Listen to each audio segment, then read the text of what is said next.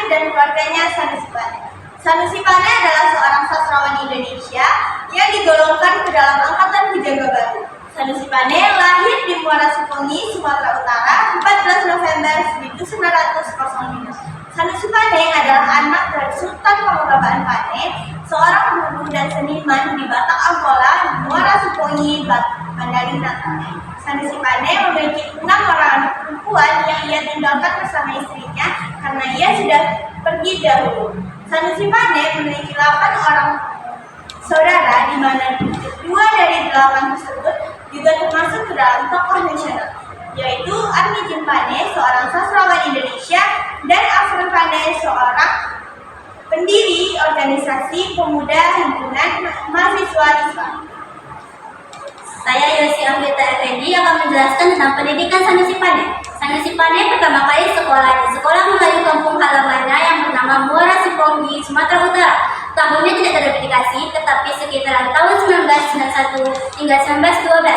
Lalu melanjutkan pindah ke sekolah Airport Leader School, yaitu sekolah berbahasa Belanda, kisaran tahun 1912 dan 1918. Lalu Sanusi Pane melanjutkan sekolahnya di Merah Yutek Legal dan Yudesmit atau Mulo di Padang. Setelah melanjutkan di ELF, Sanusi Pane melanjutkan pendidikannya di Sumatera Barat, Padang, di Mulo setara dengan sekolah menengah pertama kisaran tahun 1918 hingga 1921. Lalu melanjutkan sekolah di Alternate Middle School atau AMS di Yogyakarta.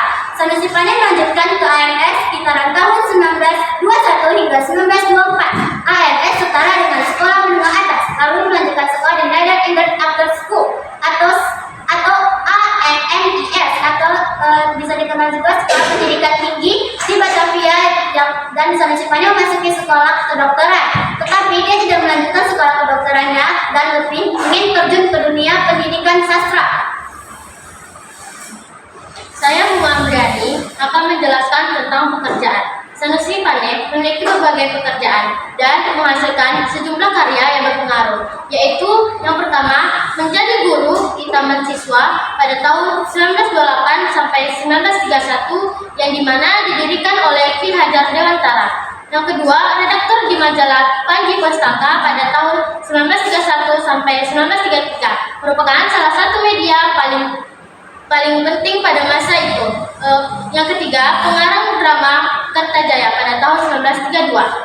Drama yang mengamburkan jatuhnya kerajaan Kediri. Editor di majalah Penjaga Baru pada tahun 1923 hingga 1938. Saya Mudaris Rizali, sini saya akan menjelaskan mengenai prestasi yang telah dilalui oleh Sanusi Pane.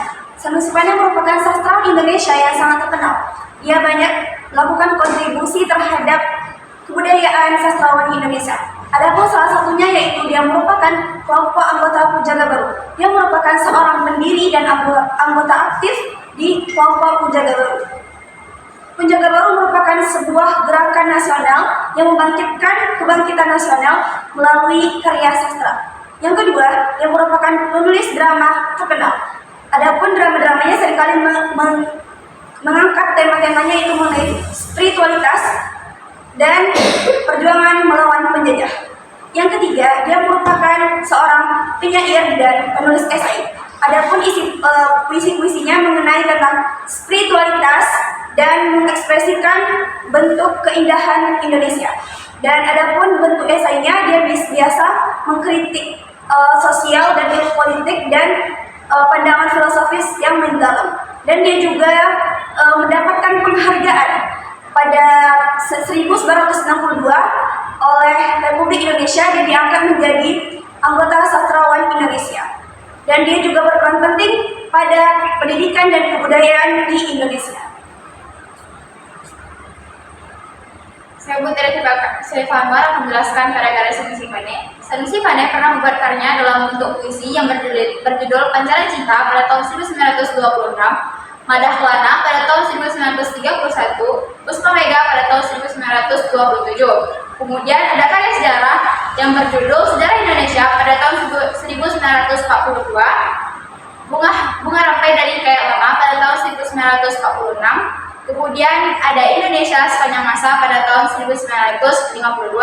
Lalu ada drama yang berjudul Erlangga berbahasa Belanda pada tahun 1928. Lalu ada novel novel yang berjudul Burung Garuda Terbang Tinggi yang diterbitkan pada tahun 1987. Lalu ada Bunga Ampedani Kayak Lama yang diterbitkan pada tahun 1969. Oke, saya Mudaris Ghazali. Di sini juga saya akan menjelaskan mengenai wafatnya Sanusi Pane. Sanusi Pane wafat pada tanggal 2 Januari 1960, bertepat di Jakarta. Sebelum dia meninggal, dia ingin meminta kepada keluarganya agar jenazahnya dikebumikan secara Hindu. Namun keluarganya tidak memohonkan atau menyetujui permintaannya tersebut karena hal itu dianggap menentang ajaran Islam. Dan pemakaman Sanusi Pane dihadiri oleh banyak karya sastrawan Indonesia.